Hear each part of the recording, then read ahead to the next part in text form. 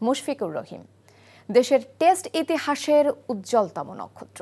2005 সালে যখন সাদা পোশাকে তার যাত্রা শুরু করেছিলেন মুশফিক, তার সতীর্থ ছিলেন বাংলাদেশের প্রথম সুপারস্টার মোহাম্মদ আশরাফুল। মুশফিকের শততম টেস্ট খেলার উত্তেজনা স্পর্শ করছে তিনি সহ আকরাম খানদের মতো সাবেক অধিনায়কদের। দেশের বাকি সাবেক অধিনায়কদের চোখেও অনন্য মুশফিক, জানাচ্ছেন নিলয় মজুমদার। 2005 সালে ক্রিকেটের তীর্থভূমি লর্ডসে শুরু হয়েছিল সাদা পোশাকে মুশফিকের পথ চলা। লর্ডসে খেলা সেই টেস্টের একাদশে ছিলেন মোহাম্মদ আশরাফুলও। এবার ড্রেসিং রুমে থাকছেন তিনি, কিন্তু মুশফিকেরই ব্যাটিং কোচ হয়ে। মুশফিকের শততম টেস্টকে ঘিরে রোমাঞ্চিত আশরাফুল। মুশফিকের ডেবু ম্যাচে আমি ছিলাম ড্রেসিং রুমে লর্ডসে, এবং মুশফিকের 100তম টেস্টও ইনশাল্লাহ আমি থাকব।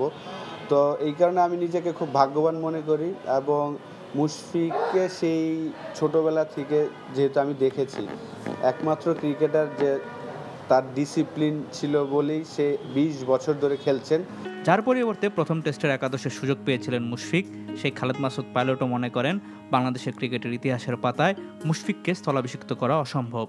আমি মনে করি যে এটা অসম্ভব বড় একটা অ্যাচিভমেন্ট, শুধু মুশফিকের জন্য না, গোটা বাংলাদেশের জন্য বড় একটা অ্যাচিভমেন্ট, ইয়াংদের জন্য একটা আইকনিক অ্যাচিভমেন্ট। এই জন্য লম্বা সময় ক্যারিয়ার, ধারাবাহিক পারফরমেন্স, এবং এটা এই যে ক্রিকেট বোর্ড যে সম্মাননা দিতে যাচ্ছে, এটা একটা সুন্দর একটা এক্সাম্পল।